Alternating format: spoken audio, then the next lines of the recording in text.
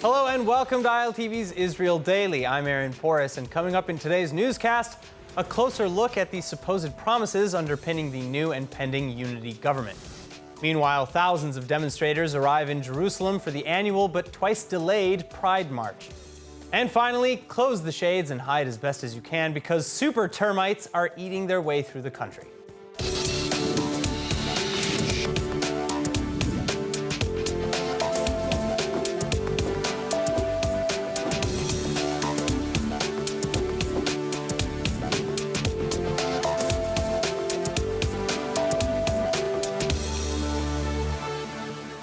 After initially fighting the tide, Knesset Speaker and Likud MK Yariv Levin promising to advance the vote of confidence for the new government on Monday, by Monday. And this meaning that the actual vote will likely be held by around Monday, June 14th, in 1 week's time.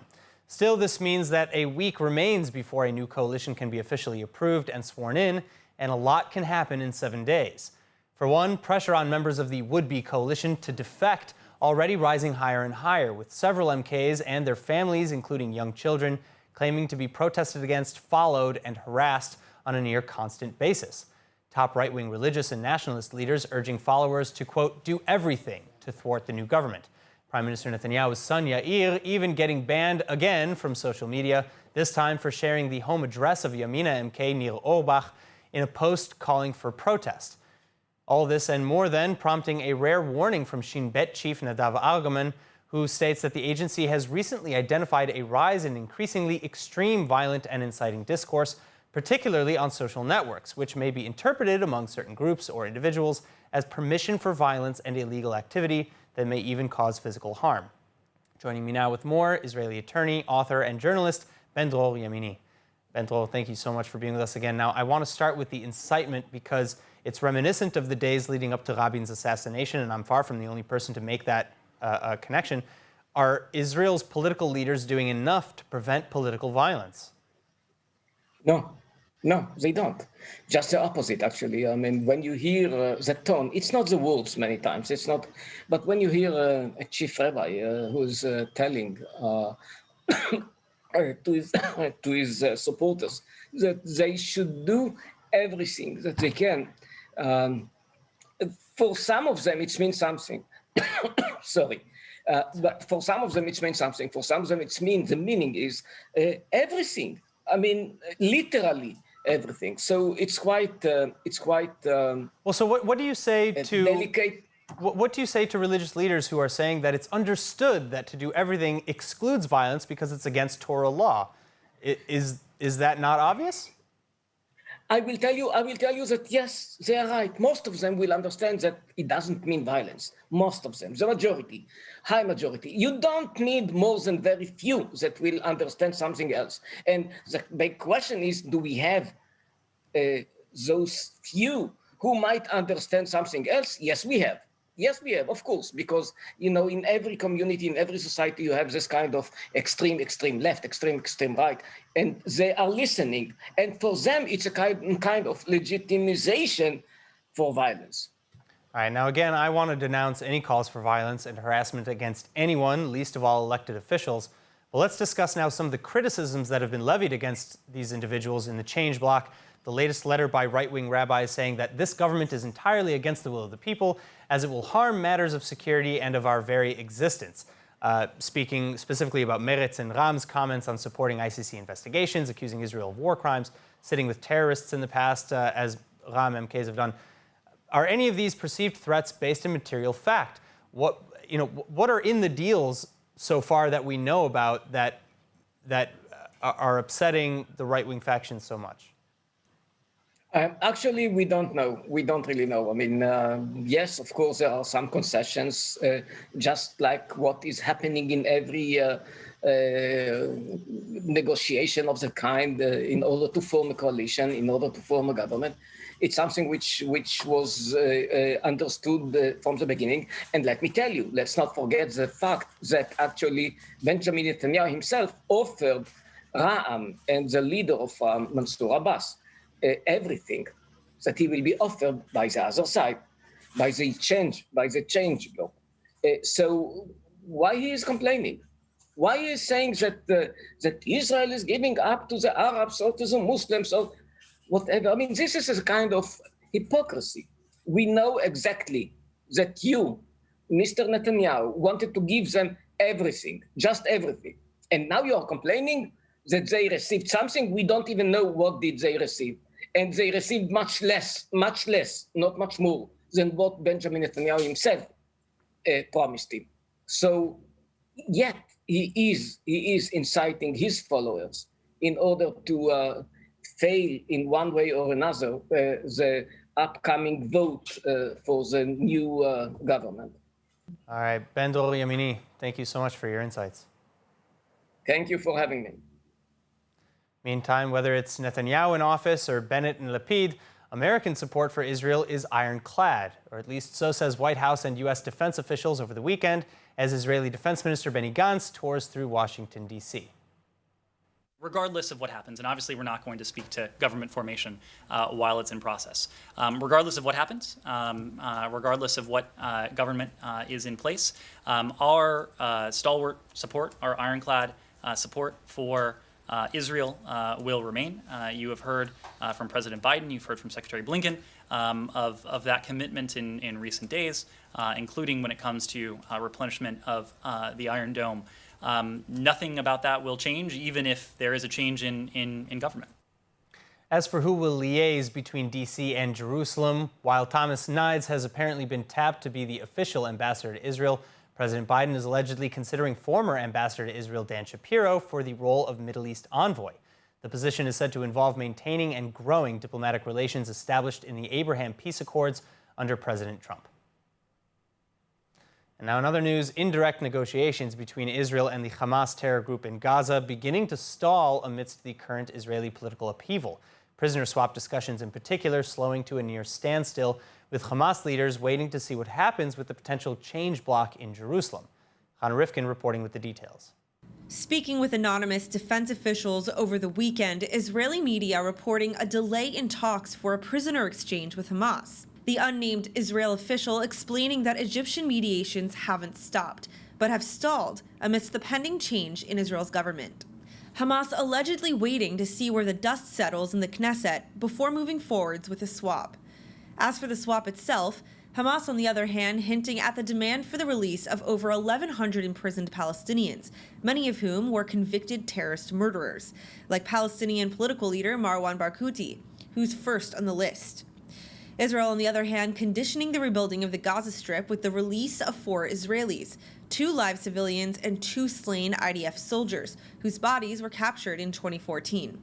And this while maintaining that Israel will not release any convicted killers in the exchange. Then finally, Egypt for its part working to keep the peace and to increase the flow of aid into the Strip. So far, huge convoys of engineers and building equipment, including bulldozers, cranes, and trucks, lining up to make their way into Gaza. Also, Israel already allowing humanitarian aid to enter Gaza, but restricting the entrance of dual-use materials, such as concrete, chemicals, and piping. Israel saying such aid depends on assurances that Hamas will not steal it from its civilians for use in rebuilding Hamas terrorist infrastructure.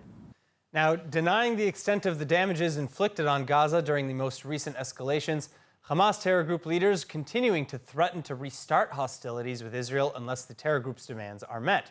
Demands including the free flow of tens of millions of dollars in Qatari financial aid and that Israel stop its alleged offenses in Jerusalem. The inciting rhetoric promoting ongoing clashes between Israelis and Palestinians across the region. Defense Minister Benny Gantz then responding to the threats with demands to cancel Jerusalem Day parades that had been rescheduled to today over Hamas's missile barrages in May. And here to discuss this further, President of the Jerusalem Institute for Strategy and Security, Dr. Ephraim Ramba. Dr. Ramba, thank you so much for being with us. Now, people are torn. On the one hand, several security officials are saying that the march would be a prize excuse for Hamas to justify resuming its attacks. Others, meantime, slamming Defense Minister Gantz as a coward for capitulating to Hamas's demands. Which is it, in your opinion? I don't see why the defense minister should intervene in such a matter. After all, it is a police job to decide if a certain event is a danger to public order. And I think the police should express its professional view. The police is not under the defense minister. I think that Gantz made a political statement, which is entitled to, of course, but this is not a professional view. On the issue, I think that we should not change anything in our plans. What if Hamas decides tomorrow to ask for the citizens of Israel not to travel through Wadi Ara, Route 65, because it may interfere with the prayers of the citizens of Umm-el-Fahim? Who is Hamas? Hamas is a terrorist organization. And the Israeli policy that's really my question, is because Defense Minister Gantz, as you put it, is making these political statements, but wouldn't listening to Hamas on issues regarding Jerusalem or anything else embolden them? Doesn't appeasement only make the aggressor more aggressive in a situation where the aggressor in question, Hamas, has the mission to kill all Jews, for example? I fully agree. We should not give in to Hamas demands. So we should not send them money. We should not send them any food. I don't remember that the United States sent food to Nazi Germany. They are a hostile neighbor, and they should be treated as such. If the police decides to change the route of the parade for reasons of public order, I can understand that. But it's not the job of Hamas to tell us where to travel and how to behave in our state.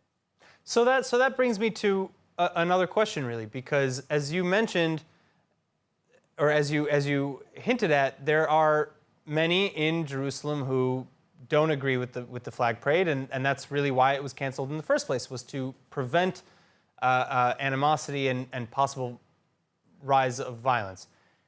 Do you think that there's a way that this parade could be done that doesn't offend all Arab Israelis of East Jerusalem?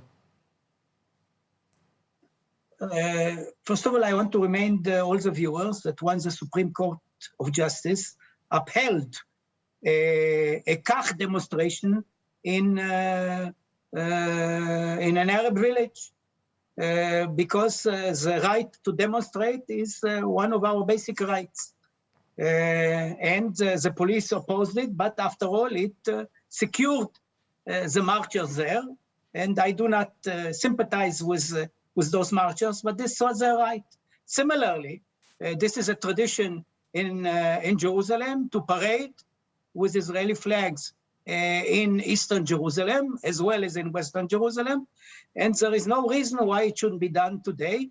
The police has the right maybe to change the route here and there, but the reason that somebody doesn't like my demonstration doesn't mean that I cannot demonstrate. Most demonstrations have opponents. So what? All right. Dr. Ephraim Ramba, thank you so much. Moving on, after canceling previous events because of the pandemic, Jerusalem Pride kicking off over the weekend as well with the annual march through the city. Some 8,000 people attending to show their support for the LGBTQ+ community and to call for equal rights under Israeli law, particularly with respect to marriage and family planning. The annual Pride Month protest beginning in Israel in 2002. I think it's important to be here. This is the capital, and we should show people that we are here, that we are present. And I think that it's very important that we can teach that if there is someone that is afraid to get out of the closet like I was, it's okay. You can be yourself. I think this is very meaningful because Israel has experienced 3 really major hate crimes against the LGBT community. 2 of them here in the gay parade. So I think this is really significant for all of us, people who came here to support and show solidarity, people who came here because they're a part of the community. Meantime, anti-parade protests indeed taking shape. Hundreds of uniformed officers walking the route to keep pro- and anti-pride demonstrations separated. And Israeli police even arresting one for, quote, rampaging around and disturbing public order. The suspect had even made threats to murder dozens of people. The last successful attack against Israeli pride marchers being the stabbing murder of teenager Shira Banki, who was a straight ally in 2015. Speaking of progress, Israel's starting its latest COVID-19 vaccination campaign for children aged 12 to 15. Thousands of the 600,000 plus or so eligible kids already signed up. And this meant to ensure that Israel's herd immunity against the pandemic holds strong for as long as possible. According to the plan, children in the eligible age group who are either at risk for serious COVID infection themselves or who live with someone at risk for serious illness will be first to receive their shots. Likewise, families expecting to travel abroad in the near future will be able to sign up for the first round. And finally, so far, no significant side effects from the shots have been observed in individuals under 16, some of whom have already been vaccinated by Israeli HMOs in the months leading up to the broader nationwide campaign. Now, in other news, an Israeli boycott is set to take place in the coming weeks and months, but this time, rather than by BDS advocates, Israeli supermarkets are the ones pushing for consumers to take a stand. The news coming after two major Israeli market suppliers, Diplomat and Strauss, announced at their Q1 reports the possibility of raising prices on many products coming into Israel. And this as costs of raw materials and shipping have surged throughout the pandemic. But so how will this play out? Joining us to discuss is economic consumer behavior expert and assistant professor Vili Abraham. Vili, it's great to have you back. Thank you so much. What is the situation right now? Why are prices really set to rise? And what are the supermarkets up in arms about? Well, if you look at staples like corn and wheat and sugar, these staples, their prices fluctuate. And now, because of the crisis, because of shortages, and because of detriment to the supply chain, prices have increased. But they will not necessarily stay that high. Rami Levy and other supermarkets are initiating a boycott because they understand that if prices increase, if manufacturers increase prices, they will have to increase prices. And the higher the prices, the lower the demand. So they're actually afraid that people will be voting by their feet and just buy less if prices are to increase. So what brands exactly would we see being removed from shelves, especially at stores like Rami Levy? Yeah, well, Rami Levy is not, it's not the first time that he has initiated a boycott. Back in 2005, he boycotted Red Bull because of high prices. So probably Strauss will be rising its prices. And we'll be seeing products like Gillette, Starkist, Heinz Ketchup, Kellogg's, and various Strauss-related products. They will probably increase. However, people will still be able to buy probably private label products, those provided by Rami Levy and Shufersal, for relatively lower prices. So that's probably going to be a very attractive substitute in the coming months. All right, so anybody who's looking to boycott the rise in prices, I guess just keep an eye out for what those are, and you can follow with Rami Levy's suggestion. Is there anything else we should know maybe about these boycotts, about, because I understand that Rami Levy is saying some of these price rises are superficial. They're superficial because the thing is that there are very few manufacturers, very large manufacturers in Israel, 10 in fact, that control 54% of the market. So it means that they can increase prices whenever they want to. And sometimes it's not related to real price increases. For example, if you look at the State Controller's report that was released just about a month ago, it shows clearly that when import duties are decreased, it doesn't necessarily translate into lower prices or significant lower prices in the supermarket. So what you can conclude from this is that the large manufacturers just keep the larger profit margin to themselves. So I think that we as consumers, we have to make smarter decisions. We have to should prefer private labels. And I think that if we buy less, prices will not increase. I don't think it's, I have a sense that retailers think that Israeli consumers are willing to pay any amount to buy stuff. For example, if you look at a cup of coffee, it doesn't have to be 18 shekels or about $5. But if we stop buying or being willing to pay so much for a cup of coffee, it will decrease because they can still make money even if they sell it for 10 shekels. But they sell it for 16 or 18 because we're willing to pay. All right, so we have to vote. We have to vote with our wallets, as with most things. Vili Abraham, thank you so much. It was a pleasure. And now Israel's lesser-known enemy, super termites. They've made a return. Yes, you heard that right. Originating in southern China and Taiwan, these destructive critters are arriving just ahead of their reproductive period. And so now is the time to be vigilant. If you see something, say something. Joining us with more details on the invasion and what to look for is Dr. Gal Zagron, head of the Pest Control and Management Department at Israel's Environmental Protection Ministry. Gal, thank you so much for being with us. Now, how is this breed of termites more damaging than just run-of-the-mill termites? And what do they penetrate?